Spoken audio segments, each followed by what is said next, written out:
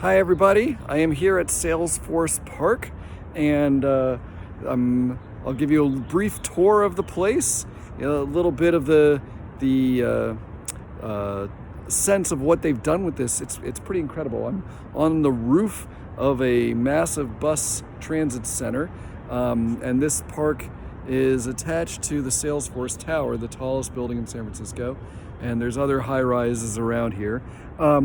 And I'll start right here. This is one of the most notable features. There is a fountain, a series of fountains. It curves along the entire length of the 4-block stretch here, and it's supposedly, I don't know if this has ever actually worked. I've never seen or heard of it working, but it's supposed to be timed or triggered when a bus enters the depot under the one floor below us, that it's the fountains shoot off almost like to signal the bus is coming. So it's an art installation, it's a water feature, and it's part of it's functional all at the same time.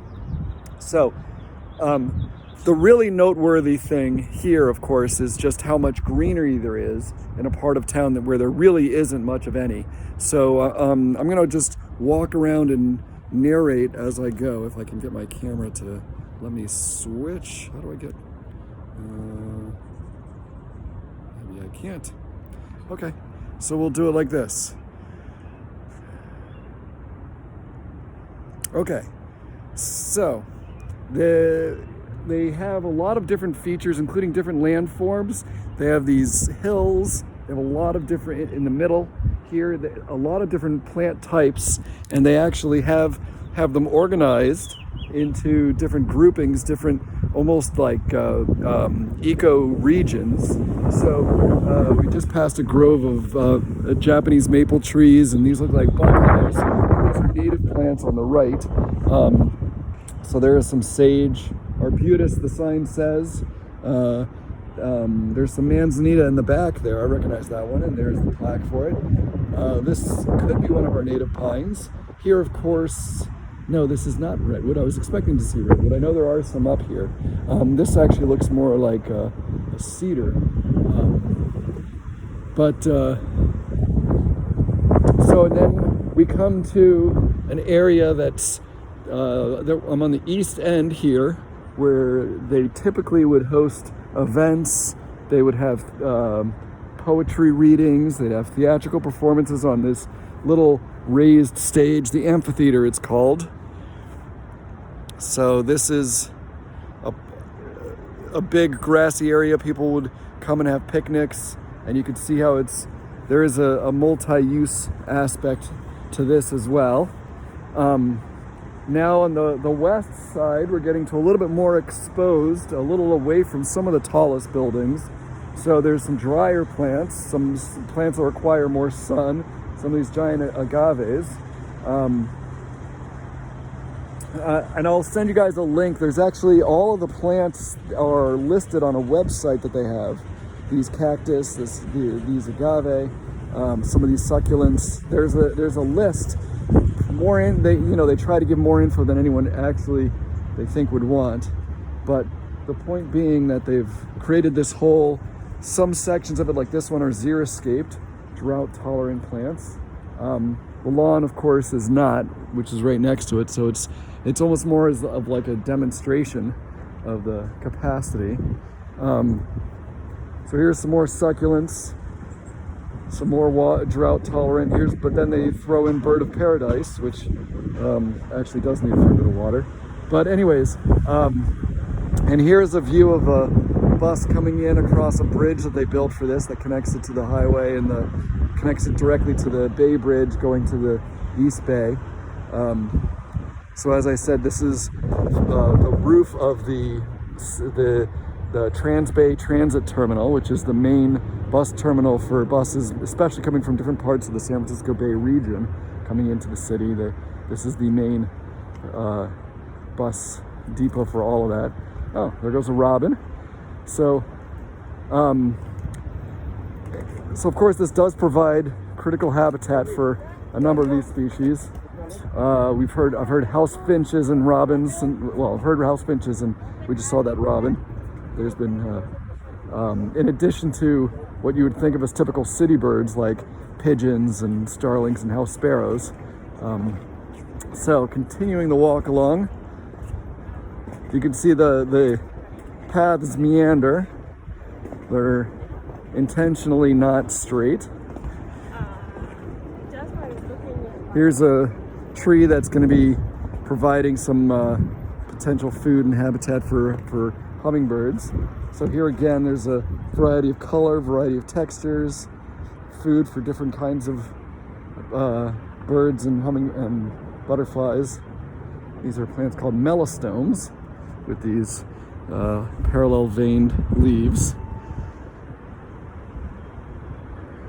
So a lot of the park is just this. It's cement walkways through landscaped, curated plant growth areas.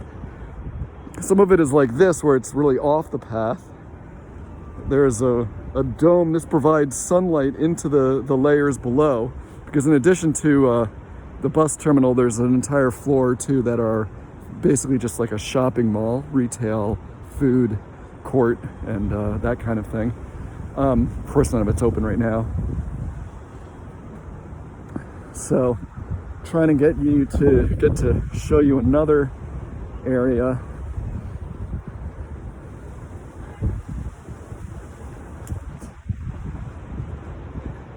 So this is their palm garden. They love this bird of paradise.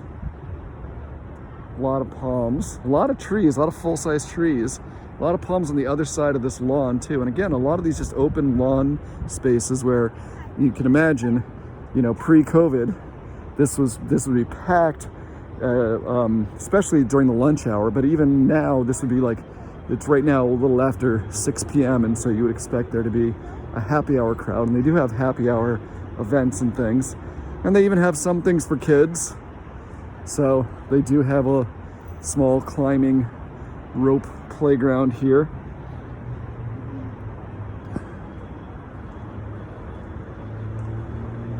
And it's a great place to get a workout on your own or with a trainer.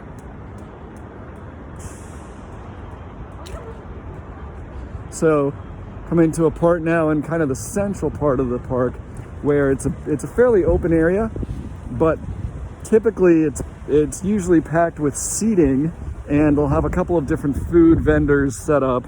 And so this would be a place where it would either just be packed for lunch, for happy hour, or it's oftentimes in the middle. They'd have music playing, they'd have dancing, they'd have salsa, they'd have tango, they'd have other kind of public outdoor dancing events here. And so again, this is one concept for a plaza that has flexible open space. So I don't know if you can see it right now, but I'm standing on one of the largest glass floors, at least perhaps the largest outdoor glass floor in the US, that this again lets sunlight down into the structure below, but and it's not visible. People can't see me per se from down there, but they can see the sunlight streaming through. It's opaque, so it's not like a clear glass floor, but it's an opaque glass floor that lets sunlight in, but it's still sturdy enough to hold crowds of people dancing. And you can see it leads over to this. This is another key feature, this massive dome. But again, it's a cone-shaped structure that funnels light from here 4 stories above the ground all the way down to the ground floor. And in theory, there's another glass floor below it. There's a subterranean level built for high-speed rail. If and when that ever actually comes to San Francisco, that there'll be a train station in the basement of this, and the natural lighting from this actually can filter all the way down there. That's part of the original design. So here's a bamboo section on the left, and I'll continue. Oh, these look like olive trees, and the sign says lavender. That's what those bushes are.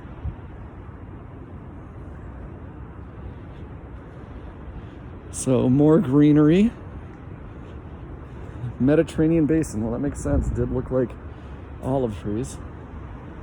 So as I said, they have the plantings arranged by ecotone. So here, for example, they're telling you on this map right here. This map right here shows an outline of the entire park, and it shows you where the different regions are. So the California region is actually where I first started off with you guys, and I looped around the amphitheater and came down to I didn't realize that was a Chilean section, and then past a South African section. Now we're in a Mediterranean section. Pretty soon we'll be in an Australian scrub section. So again, they basically mapped out the park thematically to represent regions of the world in there, and that they actually represent it through the plant choices they make.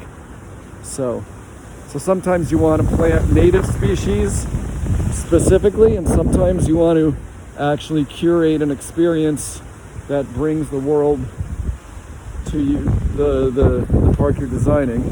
Here's another dome letting more sunlight in, surrounded by more palms. So it's interesting how they actually have shade and structures that are designed to channel sun in the same space. Here's a prehistoric garden with an ancient tree. That's the ginkgo biloba tree right there.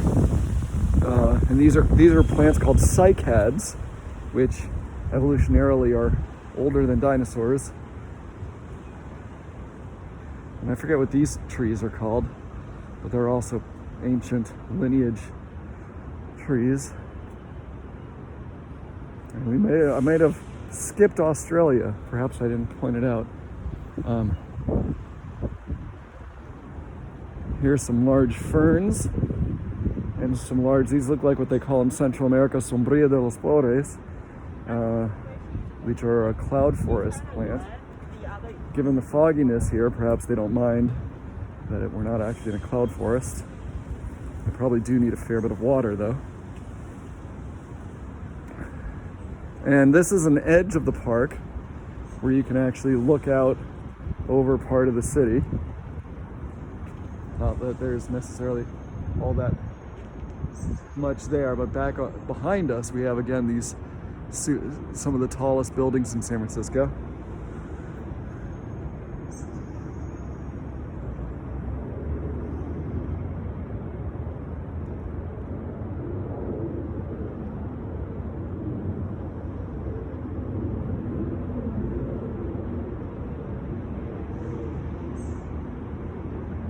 Here we have some birch trees. This is actually an interesting way of creating a sort of fairly secluded little spot. It doesn't actually connect, even though the main path is right there, it doesn't connect. So this is its own sort of set off little spot. And there's a lot of this. There's actually, it's big enough that they actually have a lot of different unique spaces. So they're telling me 4.5 football fields in length. It's the whole park. And this was one of the key features when they built the transit center. It was built with money from the construction of that building, the Salesforce Tower.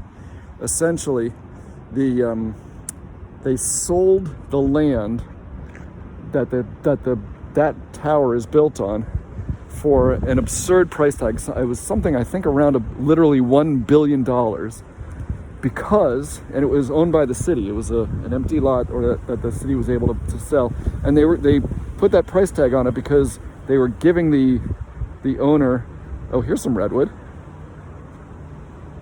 They were giving the owner permission to build the tallest building in the city, because there's, like most cities, there actually are strict limits on how tall your building can be. And they granted this as sort of like a prize. Pay us $1 billion and you can build the tallest building in the city.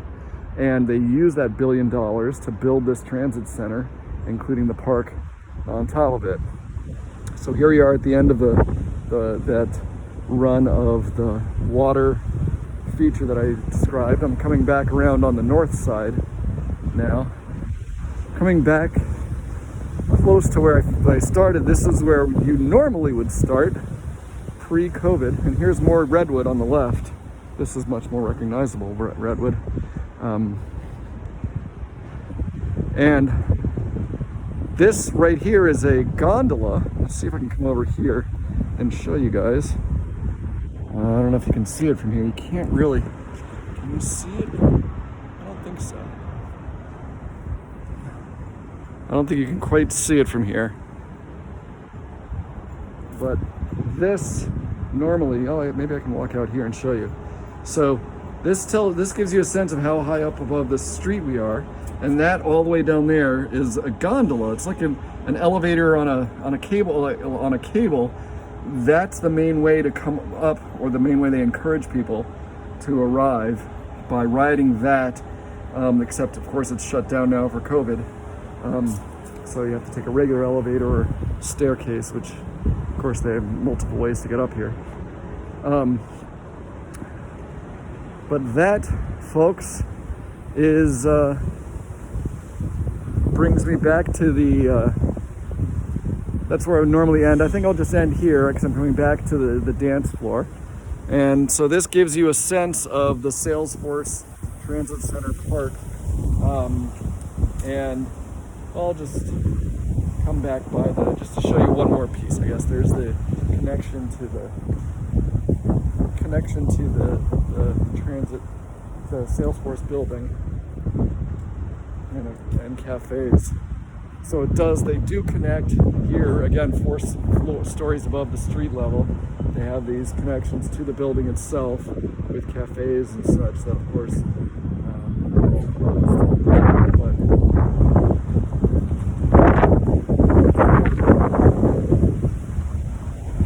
So, this is the Salesforce Transit Center. It's a kind of a little bit of a green gem in the middle of concrete, glass, and steel canyons of the shiny new downtown that is SOMA, downtown San Francisco. And hope you were able to watch this and without getting nauseous. I know I don't have a stabilizer on this. Anyways, it's a great place, and I hope you guys get to come see it sometime. It's actually not a bad time to visit because it's empty. That when it's crowded, it's a whole other scene. It's actually a little overwhelming if you don't like crowds, but it's great that it gets loved and used. Anyways, hope you've enjoyed it, and hopefully this place will continue to flourish. I have to say one last thing. I thought there'd be more animals, more birds, seeing as how there's no people here. I really didn't see many birds on this walk. Maybe it was because I was talking the whole time. Hope you guys are well. Bye.